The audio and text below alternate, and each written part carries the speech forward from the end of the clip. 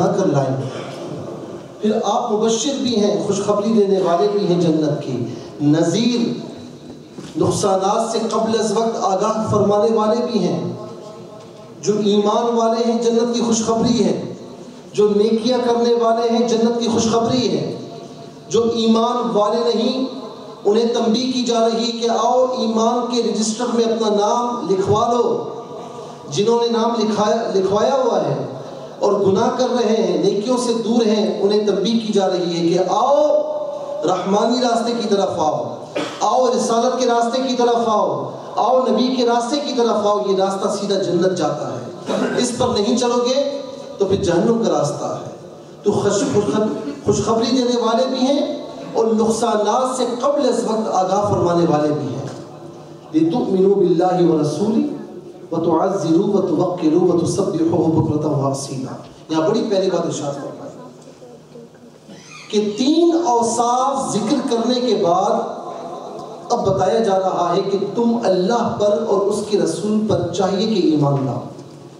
3 اوصاف نبی علیہ السلام ذکر فرمانے کے بعد ائمہ فرماتے ہیں کہ اس میں نکتہ یہ ہے کہ دیدار مصطفیٰ ابو جہل نے بھی کیا، دیدار مصطفیٰ ابو لہب نے بھی کیا، اور دیدار مصطفیٰ سیدنا صدیق اکبر، سیدنا عمر بن خطاب، سیدنا عثمان غنی اور سیدنا علی المرتضیٰ رضی اللہ تعالی عنہ نے بھی کیا.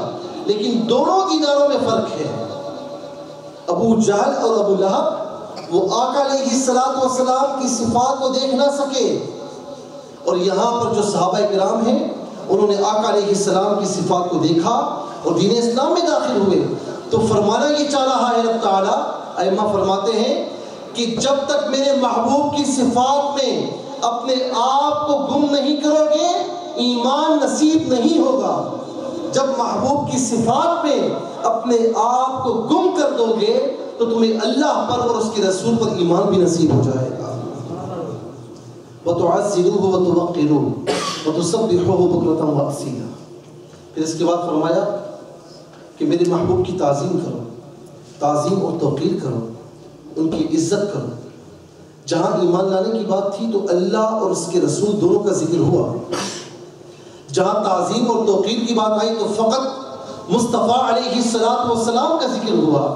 تو یہاں بتلانا یہ مقصود ہے کہ اللہ پر اور اس کے رسول پر ایمان لانے کے بعد پہلا کام تعظیم اور توقیر مصطفیٰ ہے.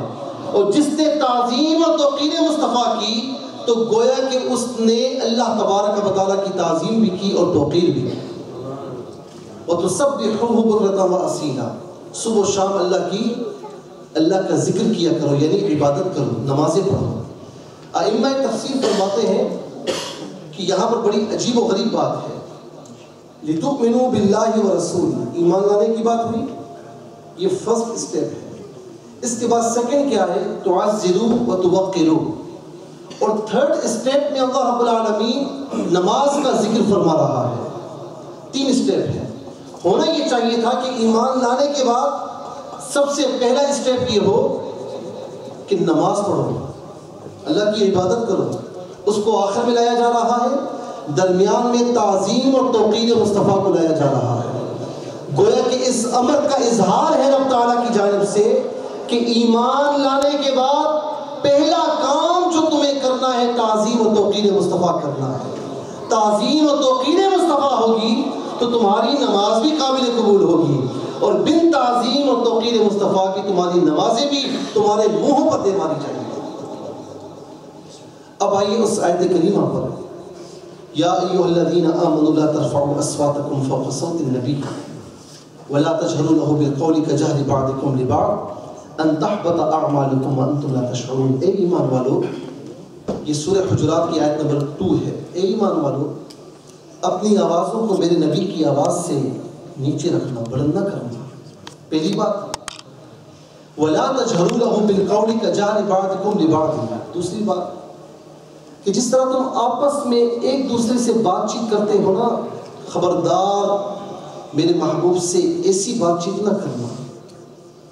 اگر تم نے اس بات کا خیال نہ رکھا تو ان تحبط اعمالکم وانتم لا تشعرون.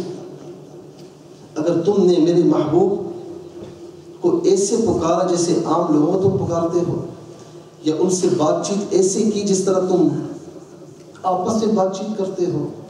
تو یاد رکھنا کہ تمہارے سجدے نہیں دیکھوں گا، تمہاری عبادات نہیں دیکھوں گا، پوری رات کا جاگنا تیرا نہیں دیکھوں گا، سارے اعمال تیرے منہ پر دے ماروں گا، تیرے سارے اعمال اکارت کر دوں گا، تجھے خبر بھی نہیں ہوگی، تجھے شعور بھی نہیں ہوگا۔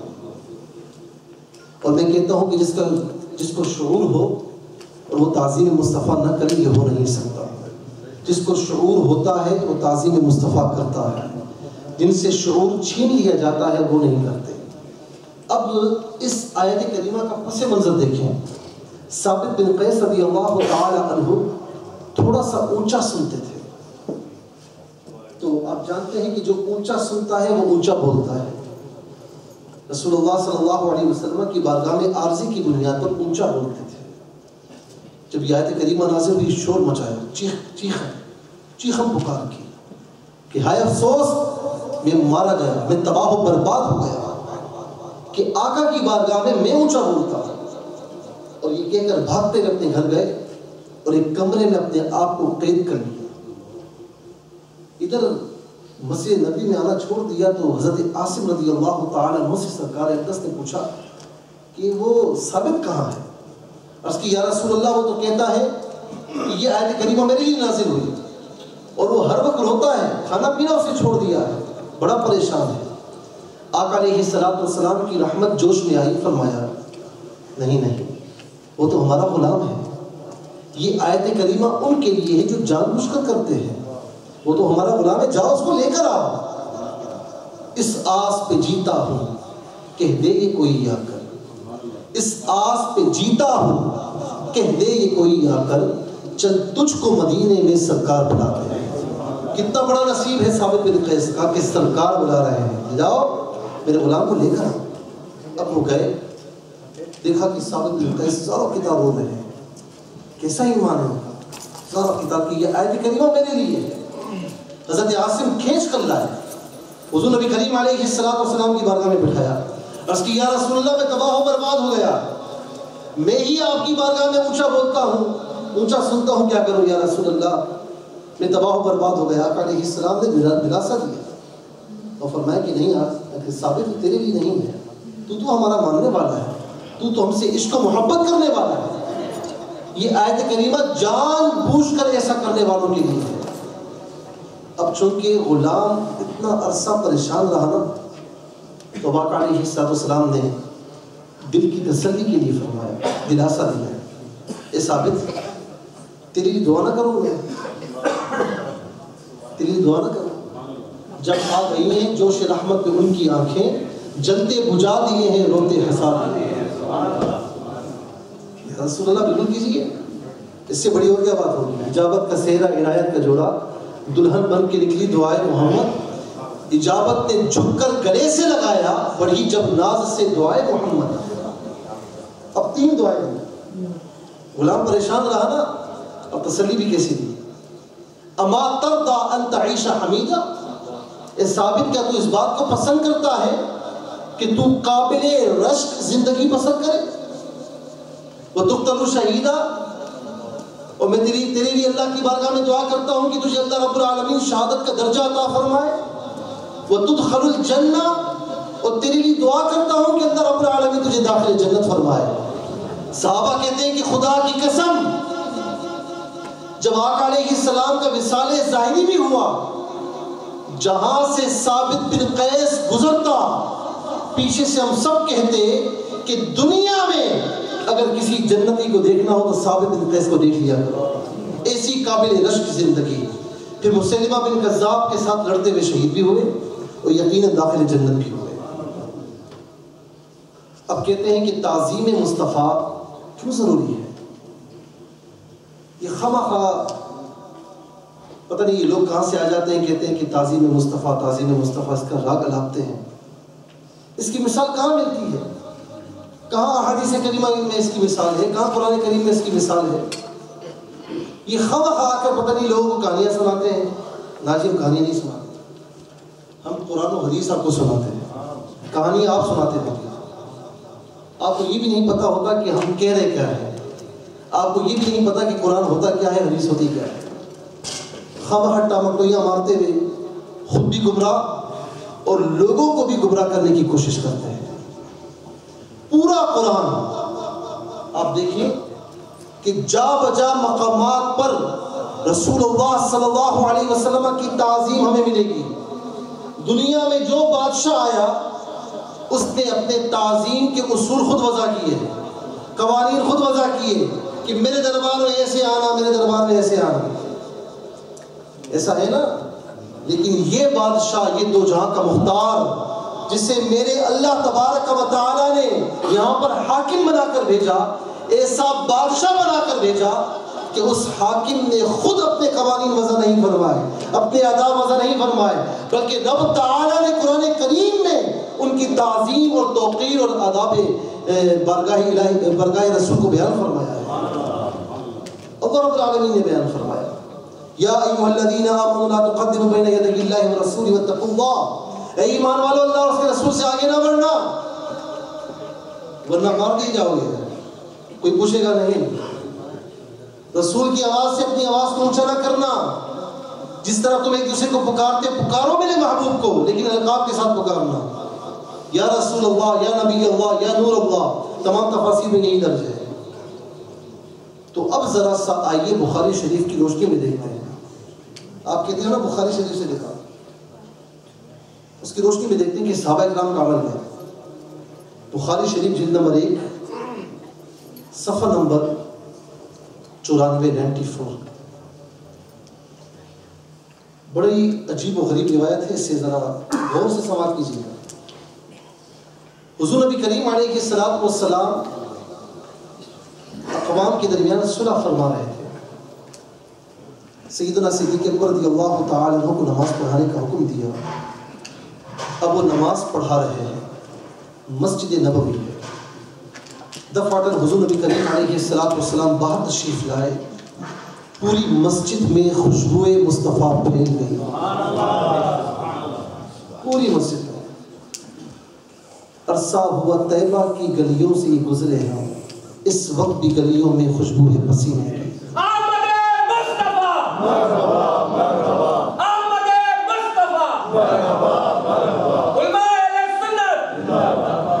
پھر کیا ہوا کہ دوران نماز آقا علیہ السلام تشریف لائے، خوشبو مصطفیٰ پھیلی. صحابہ کرام میں کھلبلی مچ گئی. سب سے پچھلی صف میں آئے. اب صحابہ یہ نماز پڑھ رہے ہیں، پچھلی صف میں تشریف لائے تو صحابہ کرام نے حضور نبی کریم علیہ السلام کے لیے نماز کے دوران جگہ خالی کر دی. نہ صرف جگہ خالی کی بلکہ اگلی صف والوں کو یہ معلوم ہو جائے کہ پیارے مصطفیٰ علیہ السلام اگلی صف میں تشریف لے آئے، وہاں وہ بھی جگہ خالی کر دیں تو تصفیق شروع کر دیں. کیوں؟ کس کے لیے؟ تعظیم مصطفیٰ کے لیے. جگہ خالی ہوتی گئی، تصفیق ہوتی گئی. اب یہ دیکھیں کہ دوران نماز کیا کسی کے لیے اس طرح جگہ خالی کرنا جائز ہے؟ کیا کسی کے لیے تصفیق کرنا جائز ہے؟ ہاں جائز ہے میرے مصطفیٰ کی. نعرہ تکبیر، نعرہ رسالت، یہ سنت ہے صحابہ کی. اگر یہ سنت نہ ہوتی تو میرے مصطفیٰ منع فرماتے، منع نہیں فرمائے. اب ذرا دیکھیے صدیقوں کے امام سیدنا صدیق اکبر نماز پڑھا رہے ہیں. آقا علیہ السلام بالکل پیچھے تشریف لے آئے اور روایات میں ہے کہ دوران نماز سیدنا صدیق اکبر کی اکھیوں سے یوں کر کے آقا علیہ السلام کو دیکھ رہے ہیں. نماز میں کسی کو دیکھنا جائز ہے؟ نہیں ہے، لیکن میں کہتا ہوں جائز ہے میرے مصطفیٰ کو دیکھنا جائز ہے.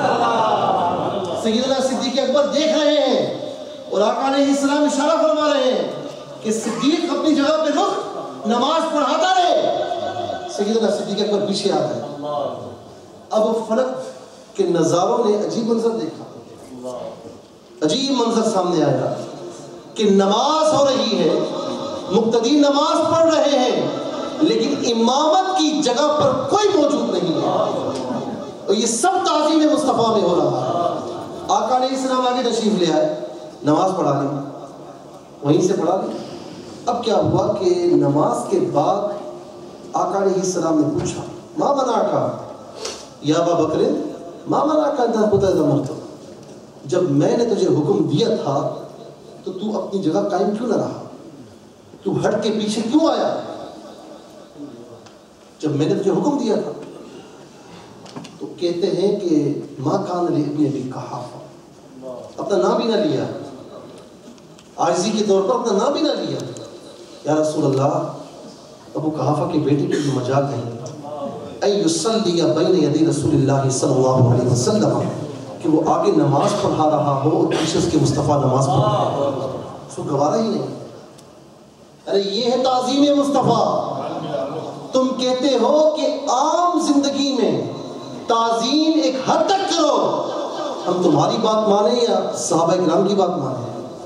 صحابہ کرام تو عام زندگی میں تعظیم مصطفیٰ فرماتے تھے.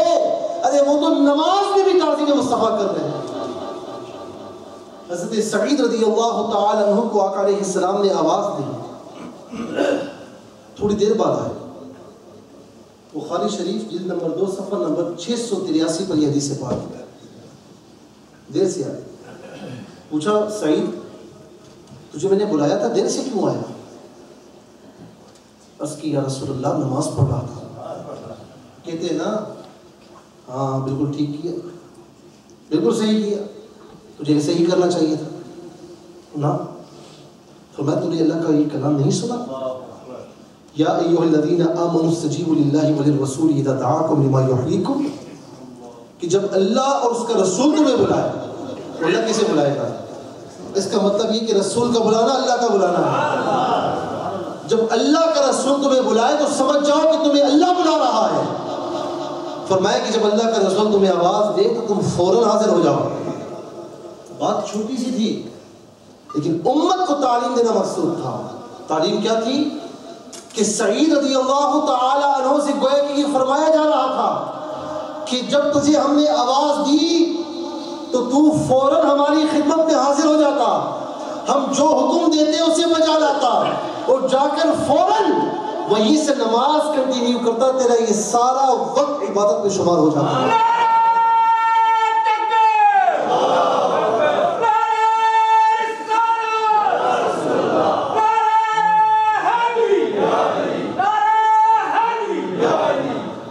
اسی لیے علامہ اقبال رحمۃ اللہ تعالی علیہ نے بڑی پیاری بات ارشاد فرمائی. فرماتے ہیں مجھے کیا کام تھا رکوع سے، مجھے کیا خبر تھی نماز کی. مجھے کیا کام تھا رکوع سے، مجھے کیا خبر تھی نماز کی. تیرے نقش پاک کی تلاش تجھے جھکا رہا میں نماز میں. یہ ہے تعظیم مصطفیٰ جو صحابہ کرام نے کر کے دکھایا. دعوے نہیں کیے، کر کے دکھایا. اور ایسا دعویٰ نہ کوئی اور کر سکتا ہے نہ کوئی اور کر کے دکھا سکتا ہے. یہ صحابہ کرام کی شان تھی کہ انہوں نے اللہ کے رسول کی بارگاہ میں ایسی تعظیم کی. عروہ بن مسعود کہتے ہیں رضی اللہ تعالیٰ عنہ جب اسلام قبول نہیں کیا تھا وہ وفد کی صورت میں آئے تھے، سفیر بن کر آئے تھے کہ دشمنان خدا نے بھیجا کہ جاؤ دیکھو کیا کرتا ہے، یہ مسلمان آپس میں کرتے کیا ہے، یہ محمد ہے کون. گئے آئے، سفیر بن کے آئے. کچھ عرصے کے بعد گئے اور کہا کہ ایک قریش کے سرداروں تو میں کہتا ہوں صحیح کہتا ہوں کہ میں بڑے بڑے بادشاہوں کے دربار میں گیا، میں کسرا کے پاس گیا، روم کے پاس گیا، ہر کہیں گیا، لیکن میرے پیدا کرنے والے کی عزت کی قسم میں نے ایسی عزت، ایسا احترام، ایسی تعظیم کسی اور کی نہیں دیکھی. ارے کہا کہ خدا کی قسم میں نے دیکھا کہ وہ کلی کرتے ہیں تو ان کے غلام ان کے پانی کو لینے کے لیے آگے بڑھتے ہیں، زمین پر گرنے نہیں دیتے، اپنے منہوں پر مل لیتے ہیں. وہ جب رینچ نکالتے ہیں تو ان کے غلام اپنے ہاتھوں میں لے لیتے ہیں، زمین پر گرنے نہیں دیتے. ان کے وضو کا پانی اپنے ہاتھوں میں لے کر ملتے ہیں. یاد رہے کہ یہ فقط نبی علیہ السلام کے لیے خاص ہے، آپ علیہ السلام کے علاوہ کسی اور کے لیے نہیں ہے. کہا کہ ایسی عزت، ایسا احترام اور ایسی تعظیم میں نے کسی بادشاہ کی نہیں دیکھی. ارے جب وہ بیٹھتا ہے، بات کرتا ہے تو اس کے سارے ساتھی ایسے خاموش بیٹھے ہوئے ہوتے ہیں گویا کہ ان کے سروں پر پرندے بیٹھے ہوئے ہوتے ہیں. ایسی تعظیم میں نے دیکھی ہے. اور میں تم سے کہتا ہوں ان سے جنگ مت کرنا. اوروں کے ساتھی چھوڑ کر بھاگتے ہوں گے لیکن اس کے ساتھی کبھی چھوڑ کر بھاگیں گے نہیں. اس پر جان فدا کر دیں گے. اس نے آ کر یہ کمنٹس دیے, اس کے بعد پھر دین اسلام میں داخل بھی ہوا. تو یہ آقا علیہ السلام کی تعظیم ہے جو صحابہ کرام نے ہمیں سکھائی ہے, ہمیں رب تعالیٰ نے سکھائی ہے, صحابہ کرام نے سکھائی ہے. تو ہمیں کسی اور کی بات نہیں ماننی. کوئی بندہ کچھ بھی کہے نا, اوتیاں بوتیاں التو فالتو شالتو مارتا رہے نا, سننی ہی نہیں. میں نے پرسوں بھی کہا تھا ایک بات کہی تھی کہ محبت اور عشق اور خاص طور پر جب وہ مصطفیٰ سے ہو جائے اسے بہرا اور اندھا کر لو. وہ کمال حسن حضور ہے کہ گمان نقص جہاں نہیں, یہی پھول خار سے دور ہے, یہی شمع ہے کہ دعا نہیں. اللہ کی سرتاب قدم شان ہے یہ, انسان نہیں انسان وہ انسان ہے یہ. قرآن تو ایمان بتاتا ہے انہیں, اور ایمان یہ کہتا ہے میری جان ہے. تو کوئی کچھ بھی کہے, تعظیم مصطفیٰ اپنی زندگی کا لازمی جز بنا دے, اس کے بغیر کچھ بھی نہیں. اور اس کے لیے آپ کہیں گے ہم کیا کریں؟ اس کے لیے علماء کی اور جو علماء حقہ ہیں ان کی صحبت اختیار کریں. اللہ تبارک و تعالیٰ نے آپ کو یہ مرکز دیا ہوا ہے, اپنے آپ کو ایک مرکز سے جوڑیں. ان کے پاس نہ جائیں جو آپ کو اپنی محبت دیتے ہیں, اپنی محبت کی طرف مائل کرتے ہیں کہ ہمارے ہو جاؤ. ان کی طرف جائیں کہ جو آپ کو اللہ اور اس کے رسول کی محبت دیتے ہیں. ان کی طرف نہ جائیں کہ جو دیکھتے ہو کتنا بڑا مالدار پارٹی ہے, کتنی بڑی مالدار ہے, کتنا پیسہ ہے, ارے سے یہ نکلواؤ وہ نکلواؤ. نہ, ان کی طرف آئیں کہ جن کی نظر آپ کے دل پر ہو اور آپ کے دل کو اللہ اور اس کے رسول کی محبت سے لبریز کر دیں, ان کی طرف آؤ. تو یہ مرکز اللہ رب العالمین نے آپ کو دیا ہے. تو اس میں فقط ان کی ذمہ داری نہیں کہ جو یہاں پر ظاہری طور پر کام کر رہے ہیں, یہ تو اللہ رب العالمین نے منتخب کیا ہوا ہے نا ان کو. محترم جناب اعجاز حسین صاحب ہیں, ان کے تمام ساتھی ہیں, ان کو منتخب کیا ہوا ہے. میں پھر کہوں کہ مجھے انہوں نے نہیں کہا کہ کچھ کہنا, یہ میرے دل کی آواز ہے. ہاں باہر ہوتا ہوں تو صفدہ بھائی کہتے ہیں کہ گلزار مدینہ کے لیے کچھ کہنا, مجھے کسی اور نے کبھی نہیں کہا, یہ دل کی آواز ہے. تو اپنے آپ کو مرکز سے جوڑیے. جب تک مرکز سے نہیں جوڑیں گے تب تک معاملہ درمیان میں رہے گا, ٹامٹویاں مارتے رہیں گے. مرکز سے جوڑیں گے, آپ بار بار یہاں پر آئیں گے, اچھی صحبتیں ملیں گی, اچھی محفلیں ملیں گی, تو انشاءاللہ دل عشق مصطفیٰ سے اور محبت مصطفیٰ سے اور تعظیم مصطفیٰ سے لبریز رہے گا. اللہ تبارک و تعالیٰ سے دعا ہے کہ اللہ رب العالمین ہم تمام مسلمانوں کو عشق, محبت اور تعظیم مصطفیٰ عطا فرمائے.